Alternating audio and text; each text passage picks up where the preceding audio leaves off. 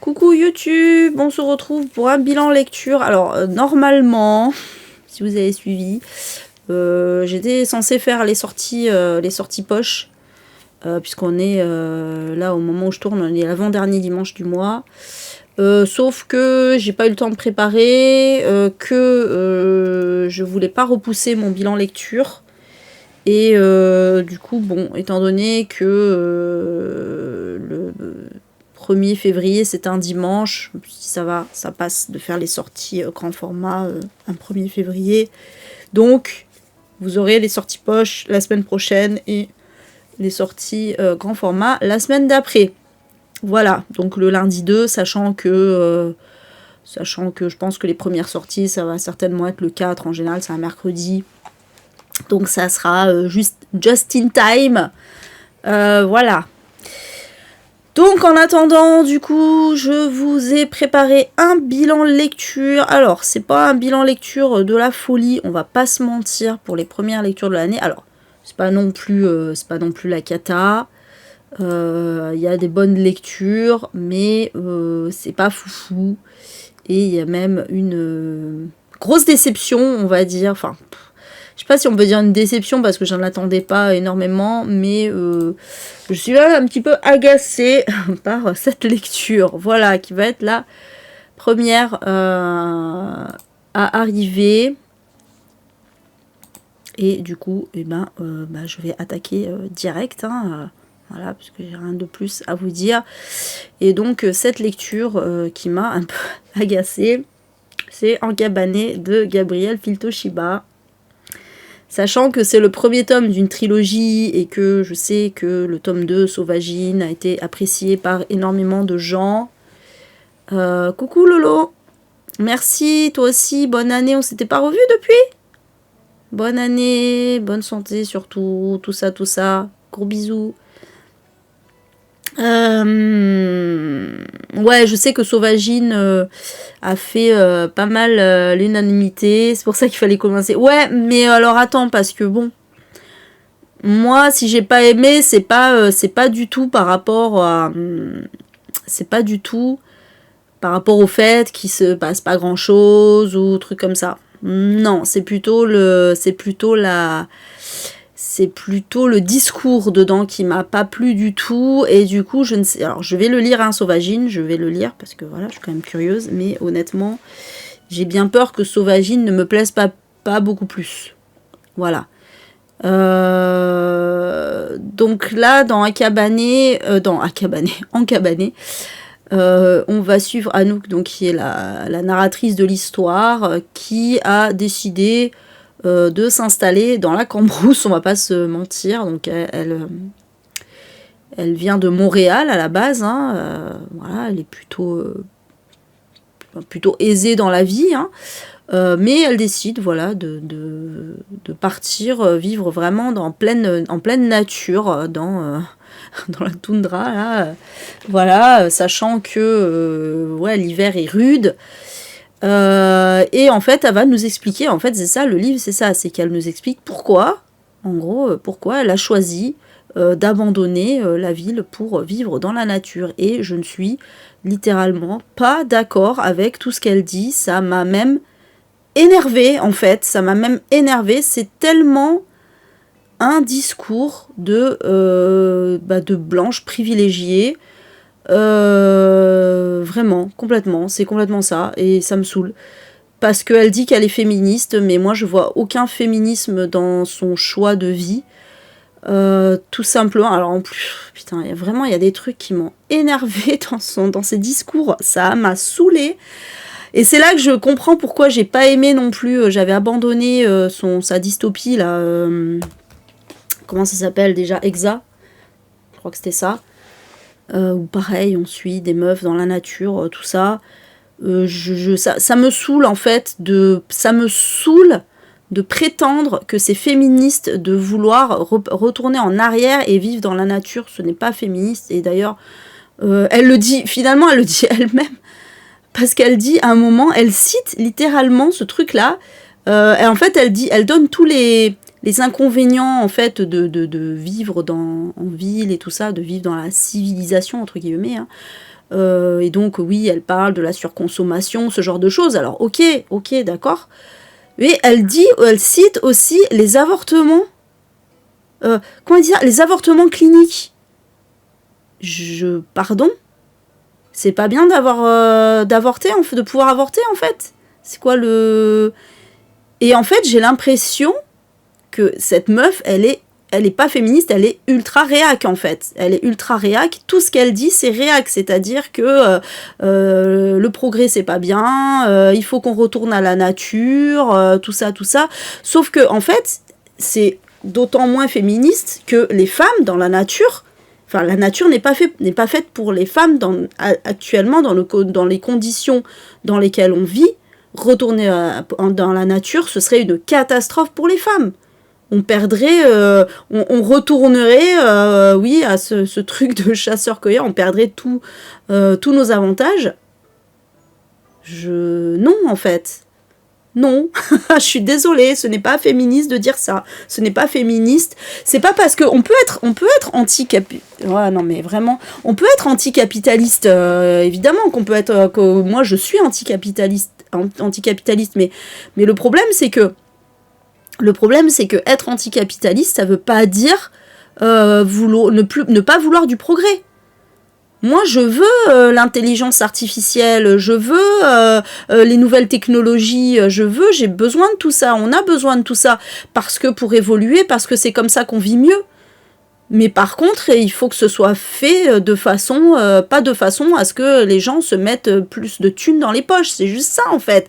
C'est juste les conditions du marché qui sont pas bonnes, en fait. C'est juste le fait que qu'il y ait des riches encore plus riches et des pauvres encore plus pauvres. Le problème, c'est pas le progrès, c'est pas les nouvelles technologies. Ah ouais, c'est vrai, Sauvagine est différent. Ok. Bah écoute, je lirai Sauvagine. Je lirai Sauvagine pour voir effectivement ce qui a plu à tout le monde. Mais clairement, celui-là, oui, non, il m'a pas plu du tout. J'ai pas du tout aimé. C'est très bien écrit, hein, c'est très bien écrit. Mais par contre, tout le discours à l'intérieur m'a saoulé au plus haut point. Et puis même la rencontre avec le gars et tout ça. Alors, j'aime bien comment ça se finit, on va dire. Mais bon, j'arrive pas à comprendre les conditions écologiques, ça va avec le capitalisme en fait, Odeya. Hein. Ça va vraiment avec. Hein. On peut pas être écolo sans être anticapitaliste. Hein. C'est vraiment, ça n'a aucun sens en réalité. Hein. Voilà.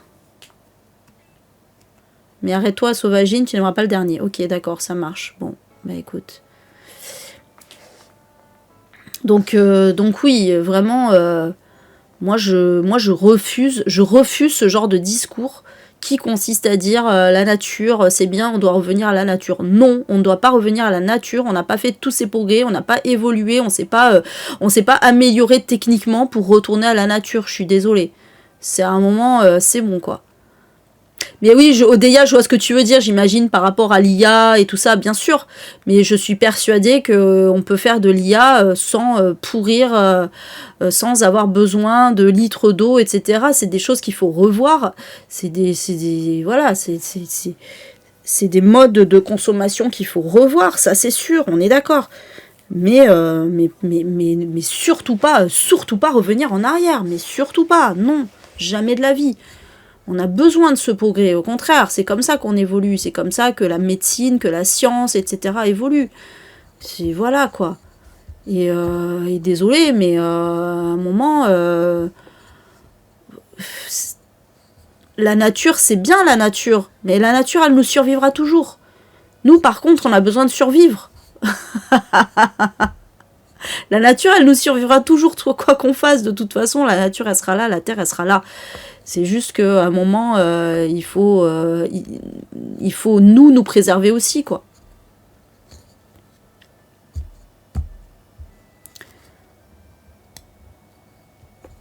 Ah ouais, non, ça m'a tellement saoulée en cabané, j'ai vraiment, Oh, le discours, j'étais là, mais quoi? Mais qu'est-ce que tu racontes, meuf? À quelle heure? C'est parce qu'elle dit en plus elle-même qu'elle est féministe. Je dis, mais à quelle heure c'est féministe? Où c'est féministe? C'est quel est l'argument? Parce qu'elle donne zéro argument. Hein. Elle dit oui, je suis féministe et je pars vivre dans la nature. Quel rapport? Oui, c'est pour ça, Odeya, tout à fait. Ce qu'il faut faire. En fait, c'est ça le truc, c'est que c'est pas tant préserver la nature, c'est préserver la nature pour nous préserver. Et ça, les anti-tech et tous les gros réacs là qui te disent il faut revivre, il faut revenir à la nature. De toute façon, c'est totalement réactionnaire à partir du moment où on sait très bien que la place de la femme, elle va revenir en arrière aussi, si on retourne à la nature. Clairement. Clairement.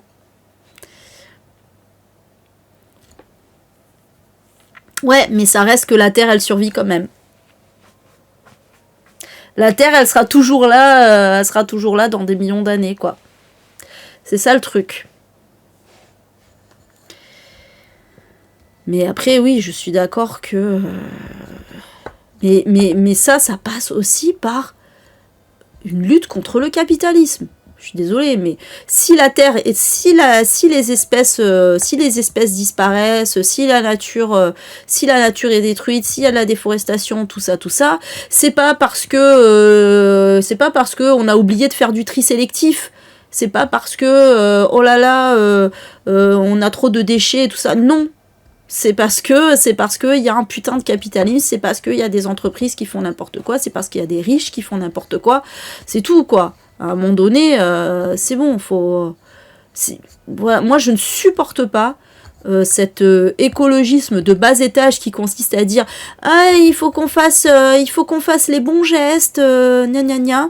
Mais par contre, c'est bon, on vote à droite et donc on soutient Total et on soutient les énormes groupes qui pourrissent, et puis d'une façon générale, quoi. Et à un moment, c'est bon, quoi, faut être logique aussi, quoi. Ça me saoule, vraiment. Vraiment. Là, on nous a envoyé un test à faire là au boulot, alors anonyme, hein, mais pour nous dire notre bilan carbone annuel, tout ça. Alors oui, c'est bien joli, mais en même temps, alors déjà, moi, mon bilan carbone il est pourri. Pourquoi? Parce que j'ai pris une fois l'avion pour aller au Japon, d'accord, super. Bah, c'est pas comme si je prenais l'avion tous les ans non plus. Des autres vouloir voyager une fois, quoi. Ok, donc ça fait que ça m'a tué tout le truc.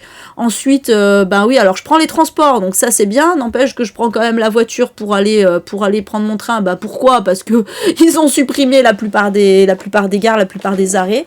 Bah désolé, j'y suis pour rien. À un moment, voilà. En fait, mon bilan carbone, il est élevé juste à cause de trucs pour lesquels je suis pas vraiment responsable ou pour lesquels je me sens pas non plus, enfin je veux dire à un moment désolé d'être parti au Japon, bah oui, oh là là, putain ça m'énerve aussi les gens qui te disent oh là là tu prends l'avion, t'as pas besoin de voyager, putain tapez sur les riches qui prennent des jets privés là et venez pas me faire chier parce que j'ai pris l'avion une fois dans ma vie, quoi, c'est bon, voilà. Bref, je vous dis là, il y a un pan de l'écologie qui vraiment consiste à te dire il faut revenir en arrière. C'est vraiment ça, quoi. C'est un truc de fou. Bah c'est clair, Karine. Bah oui, toi en plus, d'autant plus, quoi. Non, mais attendez. Prendre l'avion, même une fois par an, je suis désolée, c'est pas... voilà, faut un moment, c'est bon, quoi. Je sais que l'avion, c'est un des trucs qui pollue le plus. C'est vrai. Mais je trouve que, voilà, partir, découvrir d'autres pays et tout ça, c'est aussi super important, quoi. Et c'est injuste qu'on doive se dire, ah bah, je me prive de voyager parce que l'avion, c'est pas très très bien. Ok, alors, par contre, je suis d'accord que prendre l'avion pour aller à Paris, non. On a des trains... c'est bon, quoi. Même si je comprends les arguments qui disent l'avion c'est parfois moins cher que le train, c'est vrai. Et ça, c'est encore une fois un problème aussi qui n'est pas de l'ordre de l'utilisateur, quoi. Bah c'est clair. Bah oui, mais oui, c'est ça. On est bien d'accord, on est bien d'accord. Enfin bref, moi je suis pas là pour faire un pamphlet truc, mais tout ça pour dire que non, revenir à la nature sauvage, c'est pas du tout une solution pour les êtres humains. C'est vraiment pas du tout une solution. C'est non, non, non, clairement pas. Mais bon, bref. Donc après, elle fait ce qu'elle veut, hein. Gabrielle Fito Shiba, bon là c'est pas elle, mais en tout cas. La protagoniste, j'ai envie de dire, elle fait ce qu'elle veut, hein, si elle veut aller vivre dans la nature. En vrai, j'ai envie de dire.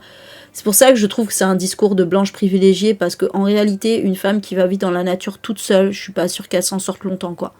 On va pas se mentir, hein. Voilà. Une femme. Je suis désolée, hein, mais faut être réaliste à un moment. Enfin bon. Voilà, en tout cas, pour encabaner, désolé, mais je l'ai un peu défoncé, mais... mais je l'ai sauvagine. Après, voilà, sinon c'était très bien écrit, mais... Bref, ensuite, j'ai lu Sa dernière nuit de Malinsten, qui était donc un des deux thrillers du Nouvel An que j'avais lu, hein.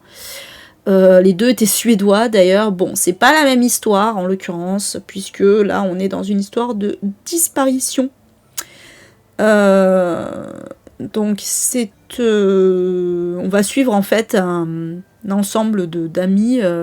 Ils sont tous parents, quoi. Il y a 3 couples en fait. Et en fait, chez l'un des couples, les ados ont décidé de faire la fête pour le Nouvel An. Et donc les adultes se sont retrouvés chez un autre des couples.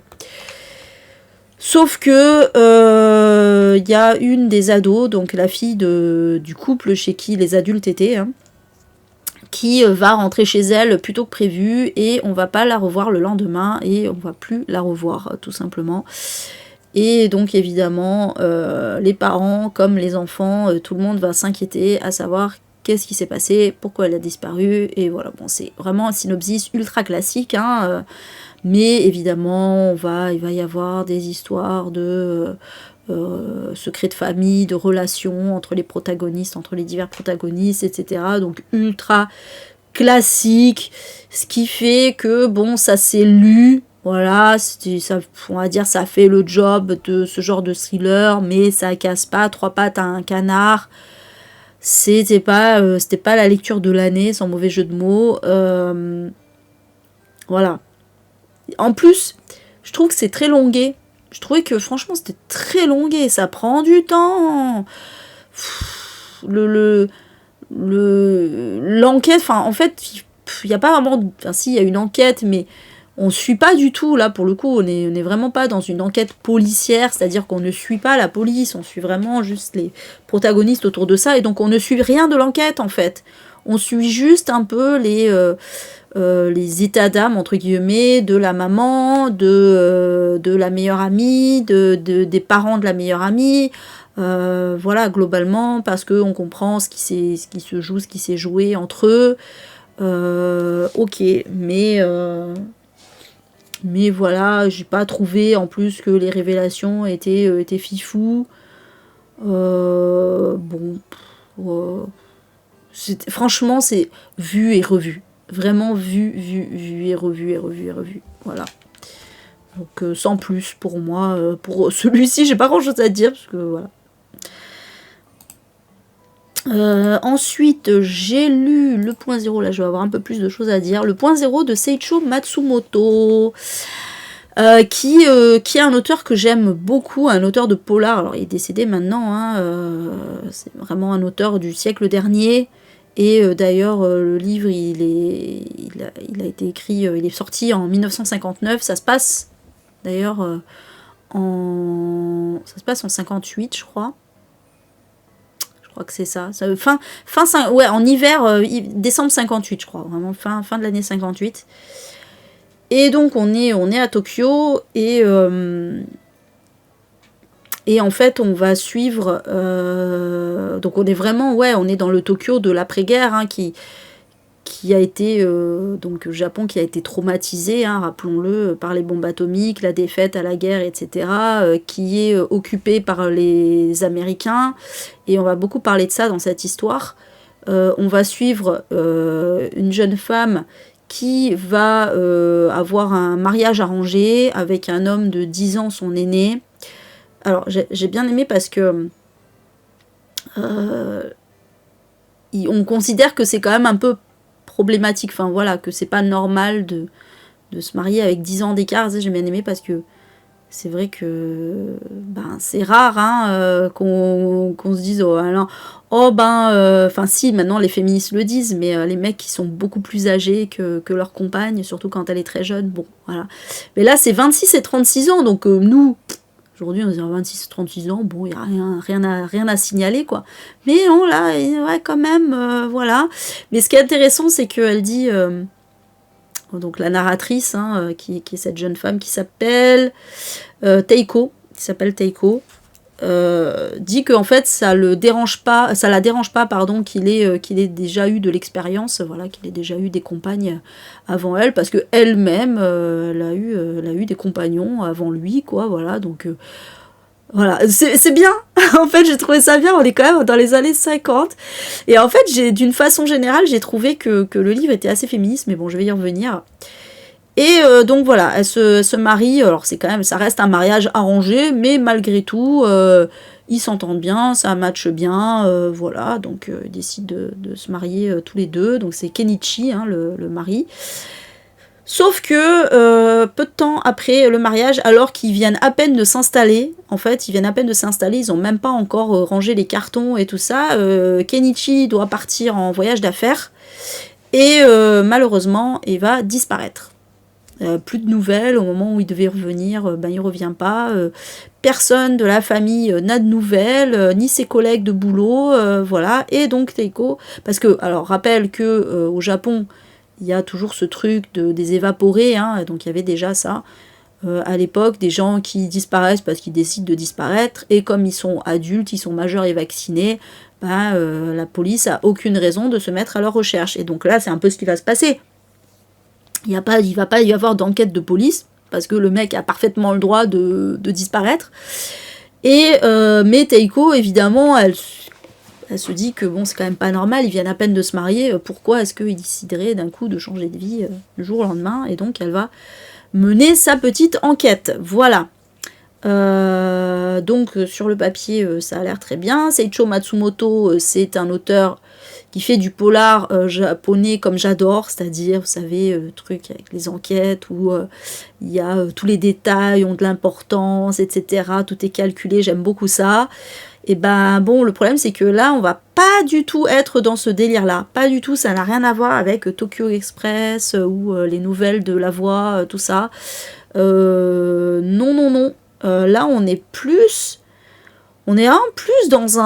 moins dans une enquête que dans un livre très social et sociétal qui raconte un peu la société japonaise de cette fin des années 50. Et en ça, c'était très intéressant parce que j'ai trouvé qu'il y avait une approche quand même très féministe. On parle notamment, c'est une des thématiques principales de l'histoire, c'est ce qu'ils appellent les panpan.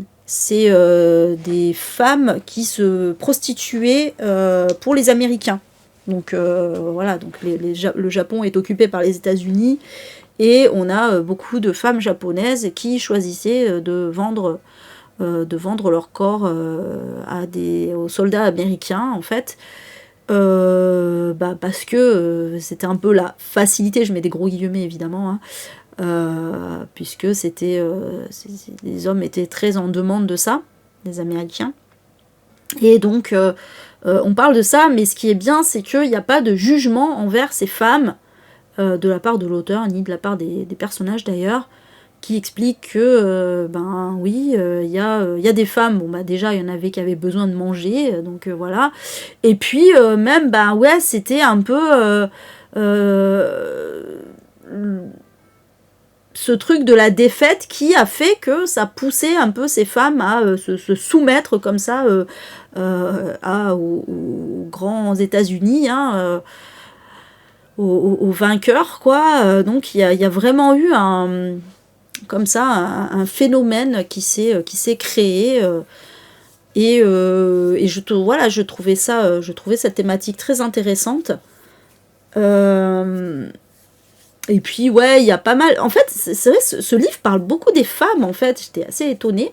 Ça parle notamment, oui, les vêtements aussi, le fait que, tout à coup, depuis que les Américains sont là, les femmes se mettent à porter des vêtements un peu plus voyants, un peu plus... voilà, à l'occidental, comme ils disent, beaucoup moins traditionnel, beaucoup moins sobre. Voilà, il y a tout ce pan-là de l'histoire qui était intéressant. Bon, malheureusement, je dois avouer quand même que ce livre a été d'un grand ennui pour moi, en dehors de ces thématiques-là, parce que c'était très long. Franchement, j'ai trouvé que finalement l'histoire elle tient sur pas grand-chose.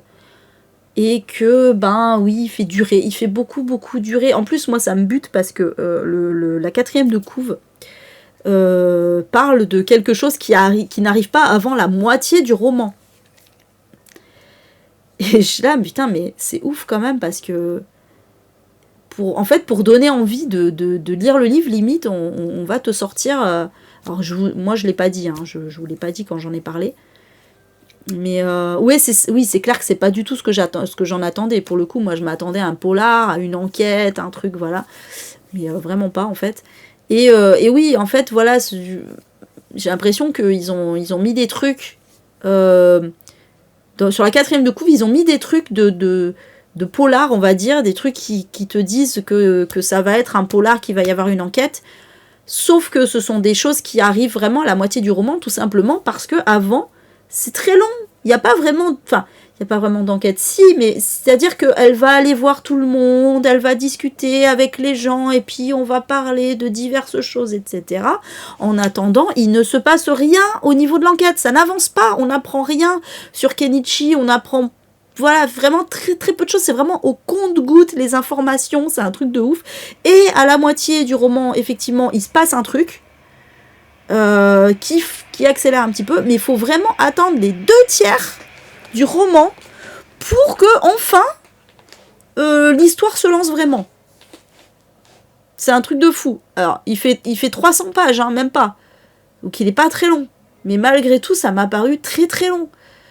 Parce que voilà, faut vraiment attendre longtemps avant que enfin ça se débloque et que enfin il se passe des choses et que on comprenne et qu'il y ait des révélations, etc., etc. Et bon, c'était très intéressant, hein, voilà, je dis pas, mais je me suis ennuyée et c'est dommage parce que en soi, c'était au niveau des thématiques, au niveau du fait que les femmes, alors féministe, toute proportion gardée, évidemment, hein, sachant qu'on est quand même sur un livre écrit par un japonais dans les années 50. Malgré tout, je trouve que les femmes sont vraiment, vraiment à l'honneur dans ce livre. C'est vraiment le point fort de ce livre. Ça, pour le coup, ça m'a vraiment beaucoup, beaucoup plu. Et je pense que c'est ce qui me restera de ce livre. Et j'aurais quand même appris des choses par rapport à ça. Donc ça, c'est très bien. Mais ma lecture m'a pas vraiment enjaillée, on va pas se mentir. Voilà. Donc un livre en demi-teinte. Le fond est très bien. Enfin voilà, les thématiques et tout ça. Mais la forme, par contre, voilà, on n'est pas du tout dans une enquête comme Tokyo Express et tout ça. Vraiment rien à voir. Même si oui, à la fin, ça se décante un peu. Il se passe des choses, mais bref, voilà pour le point 0. Mais franchement, il est quand même très intéressant. Voilà. Ensuite, j'ai lu Les yeux sont un morceau de choix de Monica Kim. Alors celui-là, il fait partie des livres de la rentrée littéraire, hein, pas d'hiver, hein, mais de 2025. Je crois qu'il était sorti en octobre, si ma mémoire est bonne. Alors, celui-là aussi, je suis Voilà, c'est-à-dire que il y a des trucs qui m'ont énormément plu dans ce roman et il y a des trucs qui m'ont moins plu. Donc, et c'est dommage parce qu'il y avait vraiment tout pour me plaire dans ce livre, mais il y a des trucs que je vais vous en parler. Donc, alors, donc c'est écrit par une autrice, américaine d'origine coréenne, et on va suivre justement une protagoniste américano-coréenne aussi. Dis-nous tout. Qui est Ji-won. Et Ji-won, en fait, elle vit avec sa mère et sa sœur. Donc elle vient d'entrer. Alors c'est pas un young adulte, hein, je précise, même si le protagoniste est assez jeune, mais elle vient d'entrer à la fac. Elle vient d'entrer à la fac. Tout se passe bien. En plus, c'est une bonne élève, etc. Et elle vit avec sa mère et sa sœur qui est un peu plus jeune. Sa sœur a 15 ans, donc Ji-won, elle doit en avoir 17 ou 18, hein, je pense. On sait pas trop son âge. Et le père, en fait, les a abandonnés peu de temps auparavant. Il s'est barré. D'ailleurs, je crois qu'il s'est barré avec une autre femme. Il me semble qu'il le dise au début. Enfin, on le sait vers la fin, mais il me semble que c'est dit dès le début. Bon, c'est pas un spoil, hein, c'est pas très important. Mais voilà, le père s'est barré. Et bon, bah la mère est pas au top par rapport à ça, hein, forcément, elle se sent seule et tout.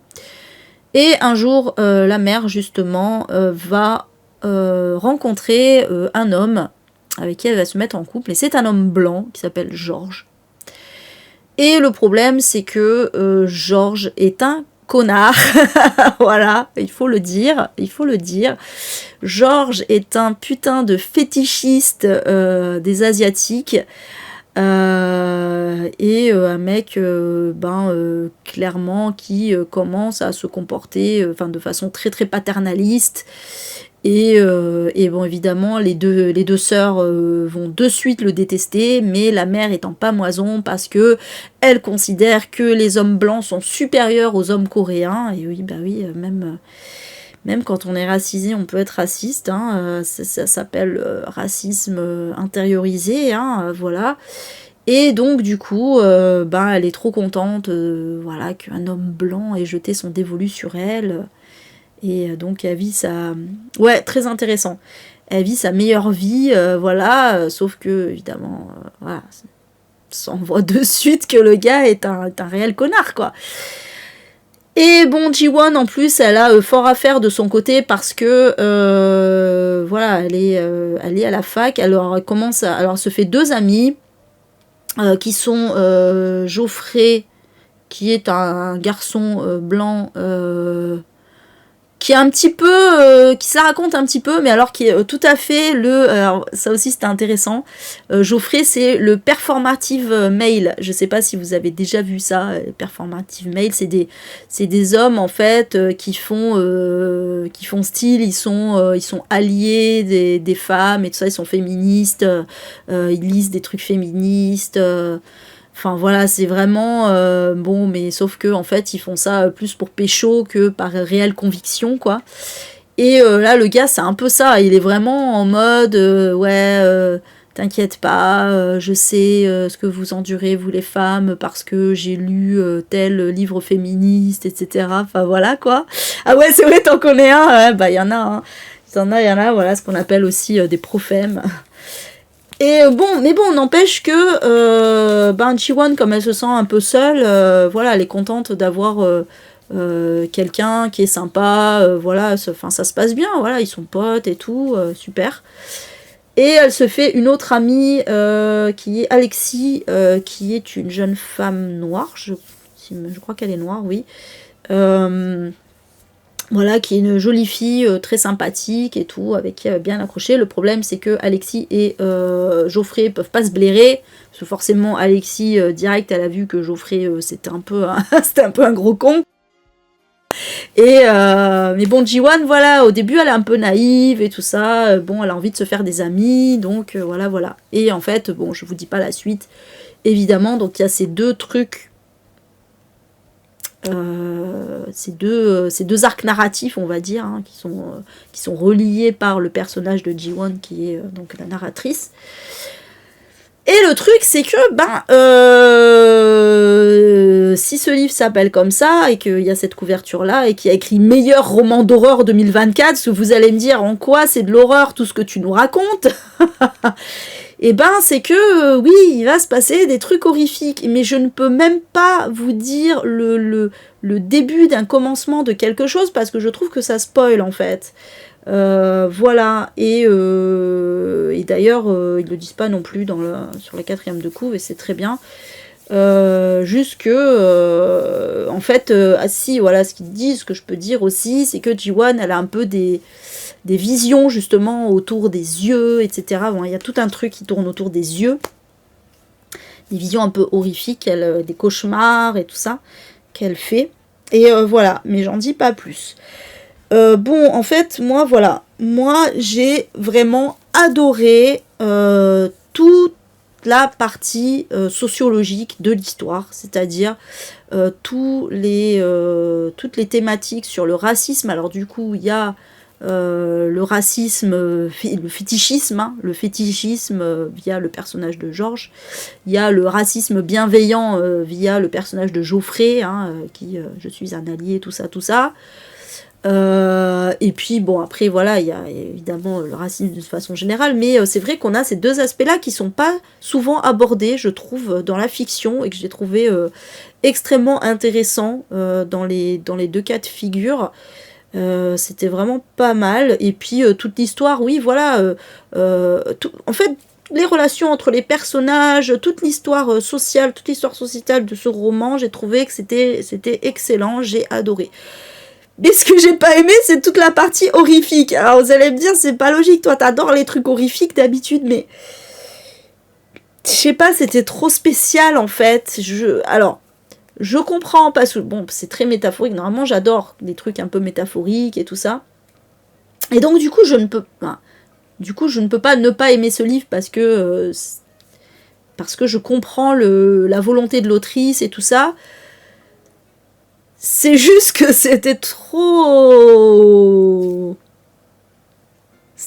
particulier, je sais pas. J'ai eu un peu de mal, mais après coup je me dis que oui, c'est pas déconnant, et je comprends toute la métaphore autour de ça. Je comprends exactement tout ce qu'elle a voulu dire et faire, et donc c'est bien. C'est juste que je sais pas, j'ai eu parfois du mal avec avec certains passages où j'étais là, oui, bon.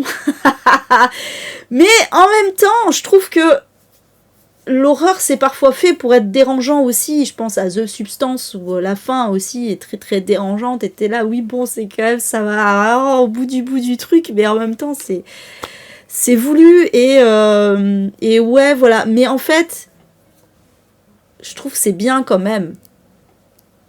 Voilà, je me dis, quand j'y pense, quand je vous en parle, c'est marrant parce que c'est toujours comme ça, à chaud, on n'a pas le même avis qu'un peu plus tard en parlant, et je me dis que là, je le remonterai bien d'un cran ou deux, finalement, parce que c'est quand même extrêmement intéressant ce parti pris qu'elle a eu, l'autrice, là, par rapport à ça. Donc voilà, franchement, c'est très très bien, n'hésitez pas à le lire.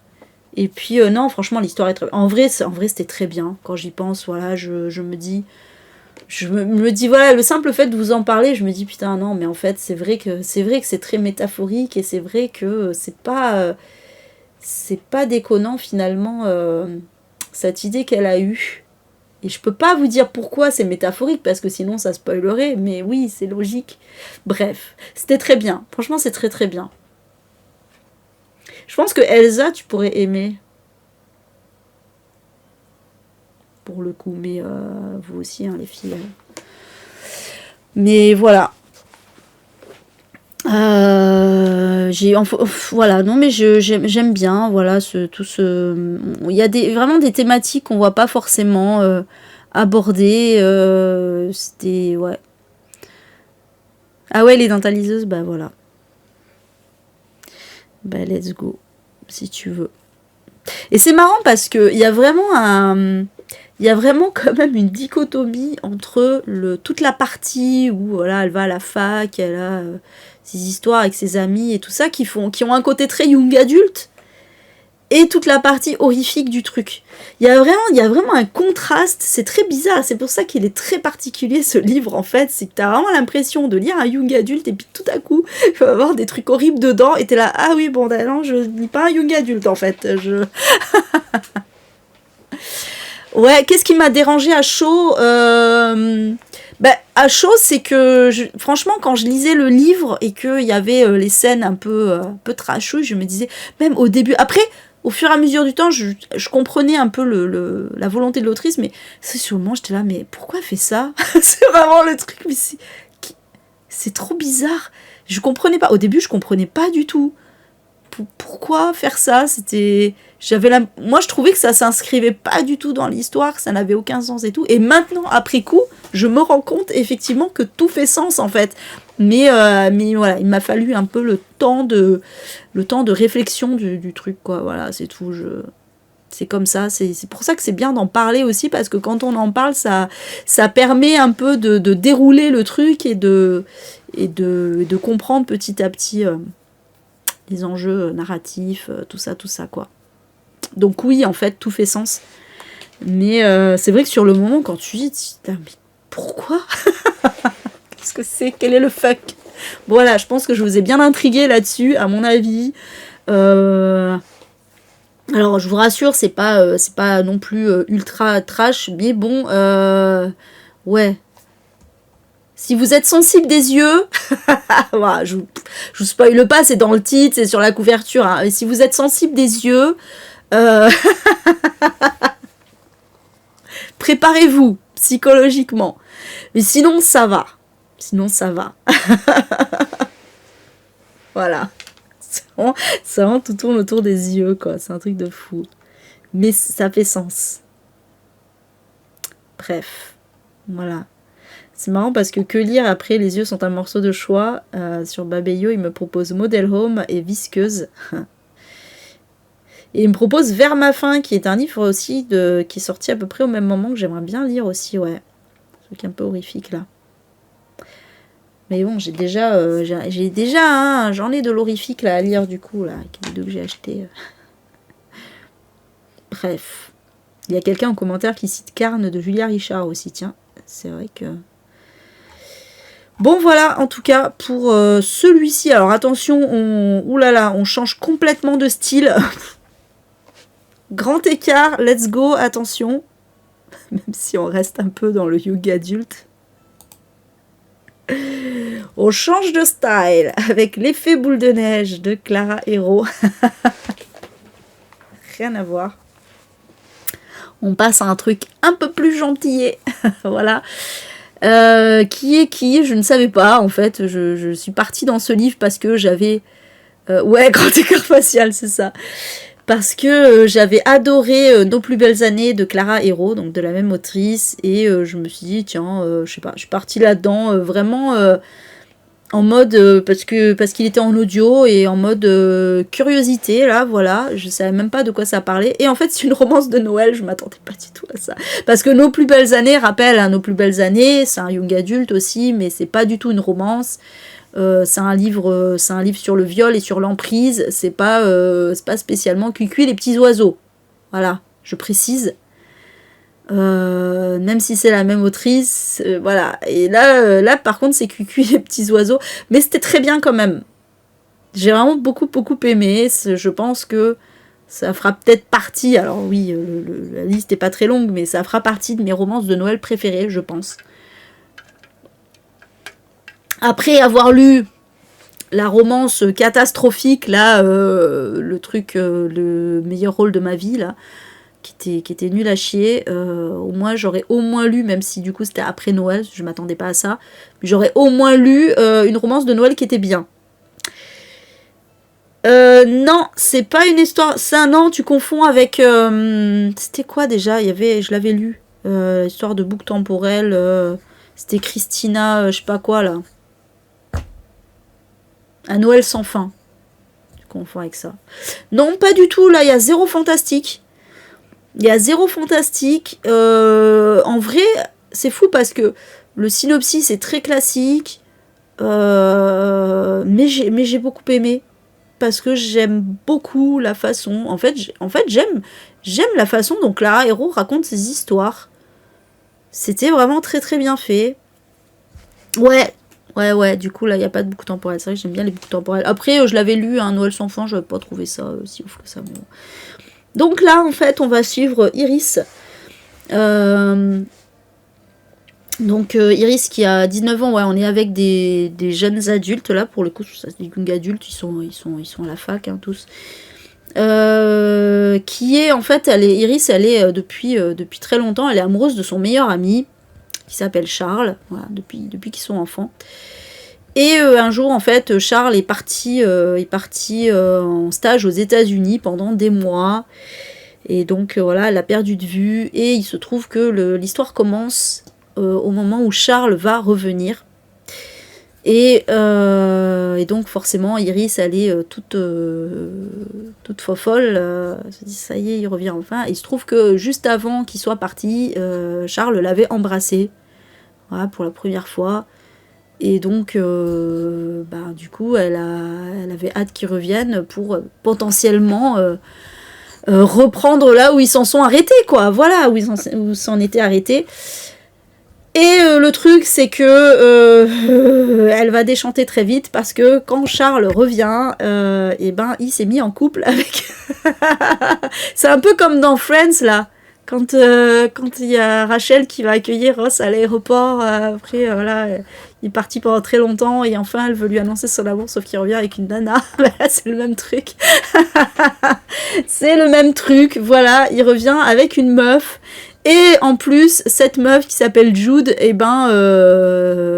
la connaît parce que c'est quelqu'un qui est très lié aussi à leur famille. En fait, les familles de Charles et Iris sont liées et la famille de Jude aussi, en fait, sont tous plus ou moins liés. Je vais y arriver. Et donc voilà. Donc elle n'est pas américaine, hein, mais juste elle était partie elle aussi aux États-Unis. Je sais plus pourquoi, parce qu'elle est danseuse, je crois, un truc comme ça. Bref. Et donc voilà, il revient, il est en couple, ça semble un peu muerto, donc Iris un peu dégoûtée, hein, un peu beaucoup même, sachant qu'ils s'apprêtent en plus à passer les fêtes de Noël tous ensemble dans la famille de Charles. Et donc Iris elle est pas très jouasse, et il se trouve que Charles il a un frère et qui s'appelle Alex, je crois que c'est ça. Et les deux frères, en fait, ils peuvent pas trop se blairer. C'est pour une histoire qu'on va comprendre un peu plus tard. Et Iris, bon, elle est pas non plus très fan d'Alex, mais le truc, c'est que la meilleure amie d'Iris, enfin, c'est pas sa meilleure amie, c'est une amie qu'elle s'est faite à la fac d'ailleurs, que les garçons connaissent pas, va lui suggérer un truc. Elle va dire, pourquoi est-ce que tu fais pas semblant, tu proposes pas à Alex de faire semblant, parce qu'en plus ils peuvent pas se blairer les deux, pourquoi tu proposes pas à Alex de faire semblant d'être en couple avec toi, comme ça Charles il sera super jaloux et tout ça, et peut-être tu pourras le récupérer, bref, le truc est vraiment à la con, la plus mauvaise idée du monde, hein. Clairement. Et bon, évidemment, Iris elle est en mode nope, jamais je vais faire ça. Sauf que l'amie, en fait, elle est un peu fourbe et elle va piquer le téléphone d'Iris pour envoyer des textos à Alex pour lui proposer le deal. Et Alex, il va accepter parce que lui, il a juste envie de faire chier son frère. Voilà, c'est ça. Et du coup, ils vont se retrouver à faire du fake dating. Alors c'est marrant parce que ça explique bien ce trope, parce que c'est un trope de la romance, hein, le fake dating, donc ça va bien expliquer le truc et ça va jouer là-dessus. Ça va, en fait, Clara Héro, elle joue avec les clichés, elle le dit bien que dans son histoire, il y a beaucoup de clichés, elle les met bien en avant pour se jouer d'eux, en fait, et c'est ça qui est un peu drôle. Et donc voilà, va se lancer dans une histoire de fake dating entre Iris et Alex. Évidemment, ça va donner lieu à tout plein de quiproquos très drôles, et évidemment, vous en doutez qu'il y a une romance qui va se créer, tout ça. Voilà, et c'était très très bien parce que j'ai trouvé ça très drôle, très frais, très mimes, parce que en fait moi j'aime bien, je trouve que la romance a été très très bien travaillée. C'est vrai que moi ça me saoule les romances où genre ils se voient, ils se plaisent, ils ont 0 point commun, mais c'est pas grave, ça marche quand même. Non, là clairement il y a voilà, il y a un slow burn, mais ça se met en place de façon logique, etc. Il y a pas mal de petites thématiques sous-jacentes aussi qui sont très bien travaillées. Voilà, c'est une vraie, au-delà de la romance, c'est une vraie histoire. En fait, j'ai vraiment pas eu l'impression de lire une romance de Noël toute basique avec voilà tous les clichés qui vont avec et hop comme par hasard ça y est ils sont amoureux même s'ils ont rien en commun. J'ai vraiment eu plutôt l'impression de lire ouais un young adulte mais très bien travaillé, très bien écrit. C'était très sympa, c'était drôle, c'était parfois triste aussi, un peu émouvant. Voilà. Ben, je dirais pas qu'elle est en second plan, parce que ça reste quand même l'arc narratif principal, en vrai, la romance, mais juste que ça prend son temps et ça regroupe un peu toutes les problématiques qu'il y a autour, etc. Disons que, en fait, le livre est pas vide, quoi. Le livre est dense avec pas mal de choses et qui sont toutes intéressantes et voilà, donc c'est pas c'est loin d'être une romance vide de contenu et de sens et voilà. Donc c'est pour ça que j'ai vraiment beaucoup aimé. J'étais agréablement surprise et je trouve que voilà, j'aime vraiment cette autrice et je lirai les autres choses qu'elle a faites et pourtant ben mis à part Nos plus belles années, honnêtement, je pense pas que ce soit forcément enfin c'était pas forcément des thématiques qui m'attirent honnêtement. Voilà, je savais que l'effet boule de neige ce serait pas comme Nos plus belles années en réalité, hein. Je savais que c'était pas un truc sombre, mais ça me dérangeait pas parce que on était en hiver et tout ça, mais je savais pas que ça allait être une romance de Noël. Et en fait je pense que les autres c'est un peu pareil quoi, hein. J'ai l'impression, elle en a fait 2 autres, non? Ouais, 2 autres. Les coquillages ne s'ouvrent qu'en été et Le tourbillon des possibles. Mais voilà, je pense que Nos plus belles années, c'est son livre le plus sombre, hein, à mon avis. Hein. Bref, voilà en tout cas pour celui-ci, qui était très bien. Bon, après, voilà, faut aimer les romances, c'est sûr que... Enfin, moi, mais cela dit, moi qui suis pas fan de romances, ben, j'ai kiffé, donc... Ensuite, j'ai lu un petit essai. Je ne sais pas... Ah oui, je me demandais pourquoi j'avais encore 3 trucs, mais non. Je ne sais pas quoi faire des gentils blancs de Brit Bennett, qui est une autrice afro-américaine. Alors, en fait, voilà, cet essai, ça va parler... Alors, je l'ai trouvé un peu fouillis, cet essai, dans le sens où, à la base, c'est quand même censé parler du racisme bienveillant, justement. J'en parlais avec Monica Kim. Ben, là aussi, c'est ça, en fait, le racisme bienveillant, c'est-à-dire les blancs qui veulent à tout prix montrer qu'ils sont pas racistes et que ils sont inclusifs et que si et que mi, alors qu'en fait au final bon bah ils sont comme les autres et ils sont pas spécialement voilà, ils aident pas forcément quoi. Et ça partait de là, mais au final c'est devenu vraiment un essai sur d'une façon générale le traitement de la communauté noire américaine par les blancs, hein, voilà, donc ça parle de racisme évidemment. C'est un livre qui date de 2018, donc on est en plein dans la première élection de Trump, donc elle va en parler. Alors moi, quand je le disais, j'étais putain, qu'est-ce qu'elle a dû se dire depuis la 2e élection de Trump, où là c'est vraiment, voilà, on est passé un cran au-dessus, vraiment plusieurs crans au-dessus même. Mais voilà, bon, j'ai pas énormément de choses à dire sur cet essai parce que en vrai, alors j'ai quand même appris pas mal de choses, notamment il y avait quelques chapitres intéressants. Tout ce qui tournait un peu autour de la pop culture, les films, etc. Ça parle de Autant on emporte le vent, par exemple. Donc tout l'imaginaire, un peu tout l'imaginaire colonialiste, hein, voilà, esclavagiste, etc. Ça c'était intéressant. Le truc des poupées, il y a un chapitre sur les poupées noires. qui était vraiment très très bien aussi. Voilà, en fait, il y a quelques chapitres que j'ai trouvé vraiment hyper intéressants. Mais sinon, après, voilà, j'ai l'impression qu'il n'y a pas vraiment de fil conducteur hein, en dehors voilà, de cet aspect-là. J'aurais vraiment aimé que ça parle justement plus, ça tape plus sur les blancs, ouais c'est con mais j'aurais aimé que ça tape plus sur les blancs, enfin que on soit vraiment dans le truc de taper sur le racisme bienveillant, mais pas tant, enfin si mais je sais pas comment dire, voilà ça parle. Je trouve que ce qu'elle dit rejoint beaucoup ce que dit Bell Hooks dans Ne suis-je pas une femme, c'est-à-dire ça parle justement de la condition des femmes noires, de la misogynie noire, etc. Mais sans apporter une réelle plus-value, vous voyez. Alors voilà, après, s'il est aussi haut là dans ma liste, c'est que j'ai vraiment adoré cet essai, hein. Il y a aucun souci là-dessus. C'est juste que, ouais, j'aurais aimé, je pense qu'il est très court, il fait 150 pages. Là, pourquoi il dit 79 pages? Ah oui, mais parce que c'est pas la même édition. Ouais, c'est 150 pages. C'était moi j'ai cette édition là, celle que je vous ai affichée là, qui fait 150 pages. C'est vrai que c'était écrit un peu gros. Non, c'était écrit, oui, c'était écrit un peu gros.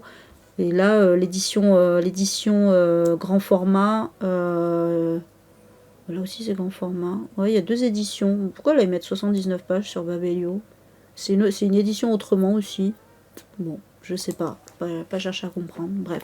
En tout cas, moi, celui-là, là, que j'ai par là d'ailleurs, il faisait 150 pages. Mais c'était court. C'était court, ça se lisait. Peut-être. Ça m'énerve, je suis en train de dire 150 pages. Attendez, il est là. C'est moi qui dis n'importe quoi. Ah non, j'ai rien dit. 109 pages, pardon. Pas pourquoi dans ma tête il faisait 150 pages. Je pense que je confondais avec un autre. 109 pages, pardon. Désolé. Voilà. Mais oui, c'est vrai que... Bon, voilà, c'est quand même écrit pas mal gros. Voilà. Et... ouais, du coup, c'était très court. Voilà, c'est très vite lu. Voilà, c'est des petits chapitres intéressants. Mais c'est... J'allais dire c'est basique, non, mais voilà. Disons que quand on a lu Ne suis-je pas une femme de Bell Hooks, il n'y a pas vraiment de plus-value à lire celui-là. Voilà, c'est ça que je veux dire. Mais après, il y a quand même des chapitres extrêmement intéressants. Voilà, sur le terrorisme, oui, ça c'était intéressant aussi. Bref, voilà, plein de trucs comme ça. Et même sur les hommes noirs aussi, hein. Sur les hommes noirs qui ont tendance à ignorer un peu le vécu des femmes noires, etc. Enfin voilà, un truc comme ça. Non, c'était très bien. Non, franchement, j'ai vraiment beaucoup aimé. Je sais pas pourquoi j'avais envie de dire un truc négatif, mais franchement, ouais, c'est vrai, elle a écrit des romans aussi. C'est vrai qu'il faudrait que je lise aussi ce qu'elle a écrit. L'autre moitié de soi, le cœur battant de nos mères. Que je la lise. Non, c'était vachement bien, hein, c'était vachement bien, franchement, j'ai vraiment beaucoup aimé ce petit essai, je vous le recommande d'ailleurs, parce que on apprend quand même pas mal de choses. C'était très très très bien. Voilà, j'ai l'impression de l'avoir défoncé, mais pas du tout, non, c'était pas mon but, pardon. C'était pas mon but. Non, j'ai juste, voilà, c'était juste le bémol, c'est que je l'ai trouvé un peu trop court et que j'aurais aimé que ouais, ça aille plus loin sur certains sujets, voilà, c'est juste ça, mais sinon c'était vraiment très très bien. Voilà, et donc le dernier que j'ai lu, dans tous les sens du terme d'ailleurs, parce que c'est vraiment le dernier que j'ai lu, pour le coup, c'est Morte Saison de Jack Ketchum. Qui sera pas... En fait, voilà, vous l'aurez compris, il n'y a pas de banger dans cette sélection, parce que là aussi j'ai des trucs à redire sur le Jack Ketchum. Alors, c'est marqué d'après un fait divers, mais c'est jamais expliqué quel est le fait divers de base, même dans la postface. Jack Ketchum n'explique pas de quel fait divers ça vient, alors qu'il l'explique dans Une fille comme les autres. Donc, je ne sais pas de quel fait divers ça vient, cette histoire-là. Mais là, j'ai pas l'impression qu'il est fait comme dans Une fille comme les autres, c'est-à-dire d'aseptiser un peu le truc parce que la réalité était trop horrible. Non, pas du tout. Donc là, dans cette histoire, Ah oui, dans Fils unique aussi, ouais, bah celui-là non. Dans cette histoire, on est... je crois qu'on est dans le Maine, justement. C'est marrant parce que... Ouais, c'est marrant parce qu'au début, quand ça parle du Maine, quand je commençais à lire, ça parlait du Maine, j'étais, ah bah oui, forcément, le Maine, Stephen King et tout, et après je percute. Je dis, ah, mais attends, t'es pas en train de lire un Stephen King? En fait, l'écriture ressemble tellement à du Stephen King, c'est un truc de fou. J'avais vraiment... Je pensais... En voyant le Maine, je pensais vraiment lire Stephen King, quoi. C'est assez impressionnant. C'est vrai que c'est très, très, très similaire à du Stephen King, hein. Jack Ketchum, franchement. Je m'étais déjà dit ça avec Une fille comme les autres. Mais là, c'est pareil. Et sauf que Jack Ketchum, il va pas aussi loin que King dans les thématiques, dans les messages, etc. quoi, hein. Moi, je trouve que alors Jack Ketchum, il est très bon, mais il reste en dessous de King pour moi quand même. Et là, donc voilà, ça se passe dans le Maine et en fait, on va suivre Carla qui part en voilà, qui est en vacances en fait, qui a je crois loué une maison, un truc comme ça. Et au début elle est seule et après elle va recevoir des amis, donc il y a son petit ami du moment et il y a 2 autres couples dont sa sœur, voilà. Et bon alors ouais d'ailleurs c'est un big deal leurs histoires là parce que t'as l'impression qu'ils ont tous plus ou moins couché les uns avec les autres, alors pas les 2 sœurs ensemble hein, je précise, mais mais en tout cas les mecs et les nanas de façon hétéro ont tous plus ou moins couché les uns avec les autres auparavant, enfin voilà c'est un peu spécial leur affaire quoi, mais bon bref, et ça reste que ces 3 couples. Et le truc c'est que on le sait dès le début parce qu'il y a une scène avant cette histoire qui se passe. Il y a à proximité, il y a un groupe d'hommes, de femmes et d'enfants qui vivent à la sauvage. Vraiment, c'est-à-dire que voilà, ils sont dans une grotte, ils ont des peaux de bêtes et tout ça, et qui attaquent les gens pour les bouffer. Voilà, bon, on le comprend assez rapidement, hein, c'est pas un spoil. Et donc évidemment, les 3 couples là vont être attaqués et voilà, j'en dis pas plus. Mais du coup, bon, c'est ultra trash, on va pas se mentir, c'est vraiment gore, hein, c'est vraiment gore. C'est vraiment...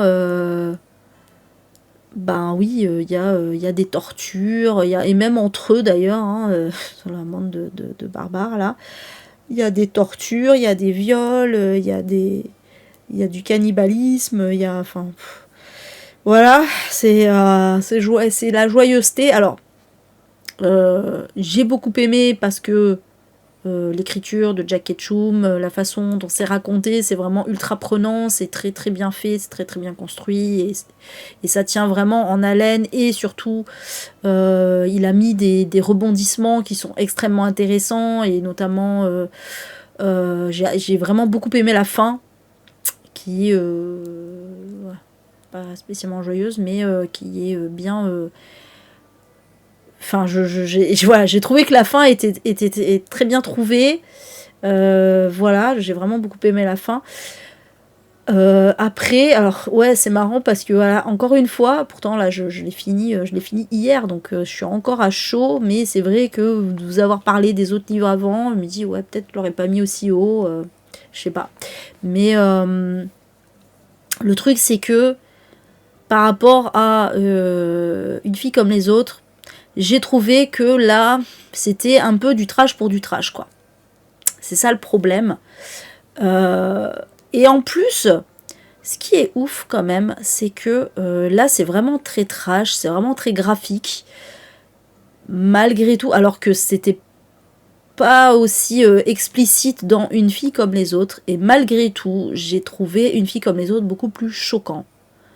Il m'a beaucoup plus pris aux tripes parce que je pense que justement le fait que ça soit moins gore et que surtout que ce soit vraiment tiré de faits réels et qu'en plus il a dit qu'il a allégé le truc, ça m'a beaucoup plus marqué Voilà, j'ai trouvé ça vraiment extrêmement perturbant. Alors que là, alors oui, c'est perturbant aussi, mais ça fait moins réaliste en fait. Ça fait vraiment moins réaliste. Alors je sais pas de quel fait divers ça peut être tiré cette histoire-là. Si, je sais. Mais bon, c'est complètement extrapolé du coup. C'est parce que c'est raconté au début de l'histoire, maintenant que je viens de percuter. Une histoire du mail voyageurs qui sont enfin en bateau qui sont retrouvés coincés sur une île ou un truc comme ça et en fait il y a en fait, ils meurent tous les uns après les autres parce que ben ouais, ils n'arrivent pas à survivre autant qu'ils le voudraient. Et à la fin, il reste une nana qui est recueillie, mais sa sœur, elle a disparu. Et en fait, la sœur, c'est l'un des sauvages, mais d'avant, en fait, parce que du coup, il y a toute une lignée. Voilà, bref, c'est ça en fait. Mais bon, si c'est ça, au final, ça veut dire que le fait réel, il a lieu avant le livre et que c'est pas du tout l'histoire qui est racontée dans le livre, quoi. C'est ça qui est un peu fallacieux de dire d'après un fait divers, je sais pas. Si c'est ça, hein. Parce que j'ai pas l'impression que ce qui est raconté dans le livre, ce soit un truc qui soit vraiment passé, je sais pas. Mais du coup, en tout cas, quoi qu'il en soit, je trouve que l'histoire est pas vraiment réaliste et c'est un peu too much, voilà, c'est un peu too much. Je sais pas. Après, il y a des trucs qui m'ont fait penser au démon de la colline aux loups, hein. C'est un peu le même délire de gens qui sont complètement retirés de la société et qui du coup sont ultra violents avec leurs enfants, etc. C'est un peu le même délire là, vraiment. Mais bon, là on part dans des extrêmes et au point que même les enfants sont devenus des cannibales sans âme. Enfin voilà, c'est très spécial. Très spécial. C'est vraiment pas un livre qu'on peut conseiller à tout le monde, quoi. Hein. Franchement, voilà. Mais j'ai aimé la fin. J'ai aimé la fin, qui est très ironique et tout. Voilà. Bref. Bon, voilà, en tout cas, pour ces 7 livres. Donc, bon, bah, vous avez vu, il n'y a pas de... Voilà, il n'y a pas de coup de cœur. Il n'y a pas de coup de cœur dans ces livres, malheureusement. J'aurais aimé vous dire un gros coup de cœur, mais non, au lieu de ça, il y a un livre que j'ai pas aimé du tout. Des lectures, voilà, un peu en demi-teinte. Et voilà, des livres que j'ai beaucoup aimés, mais il y a toujours un petit bémol à chaque fois, quoi. C'est un peu ça, en fait. C'est un peu ça. Encore que... Alors, la romance de Noël, en vrai, j'ai pas de bémol. Juste le bémol que je pourrais dire, c'est que c'est une romance de Noël. Voilà, c'est que c'est pas un livre qui révolutionne quoi que ce soit. Donc voilà, mais en soi, j'ai pas de bémol à ma lecture, si vous voyez ce que je veux dire. Voilà, mais c'est comme ça, quoi. Bon, écoutez, voilà. Mais les 4 derniers ont été des très bonnes lectures. Voilà, les 4 derniers ont été des très bonnes lectures. Voilà. Le premier a été une mauvaise lecture et les 2 autres ont été en demi-teinte, on va dire. Voilà pour le résumé du truc. Bon, lecture actuelle, en fait j'en ai qu'une parce que j'ai pas... le Jack Ketchum, je l'ai fini hier sur ma liseuse. Le point 0, je l'ai fini quand j'étais dans les transports, parce que je lisais en papier. Donc j'ai pas repris de livre papier parce que j'ai pas repris les transports. Et j'ai pas voilà, du coup j'ai pas lu aujourd'hui. Et donc le seul livre que j'ai en cours, c'est un livre audio.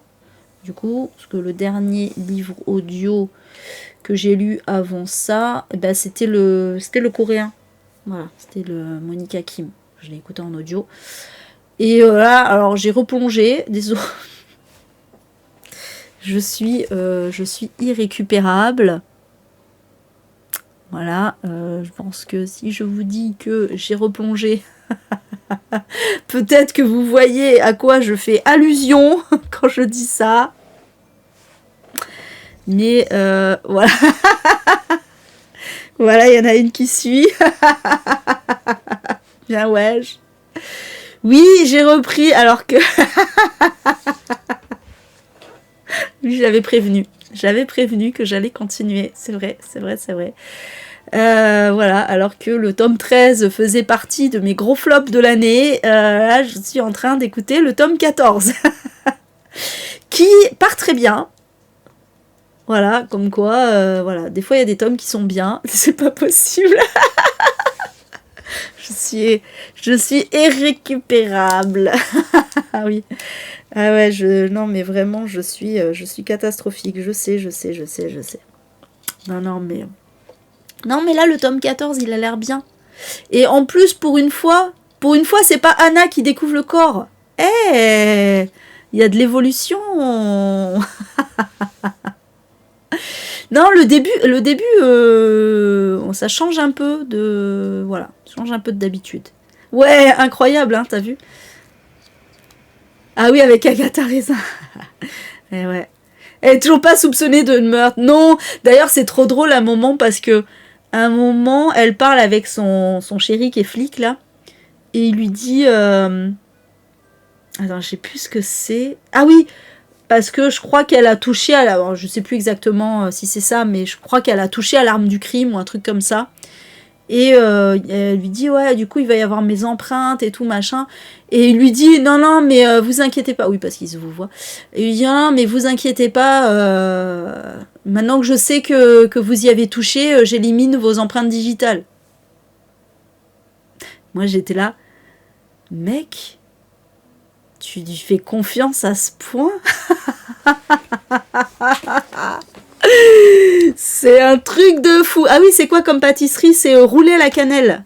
Voilà, ça faisait très Noël, hiver, tout ça, donc je trouvais que ça allait bien. Et oui, c'est lunaire. J'étais mort de rire, je l'ai fait, mais putain, mais... Non, mais c'est bon, tu me l'as dit, donc pas de soucis, t'inquiète. C'est bon, je sais que c'est pas toi, mais quoi?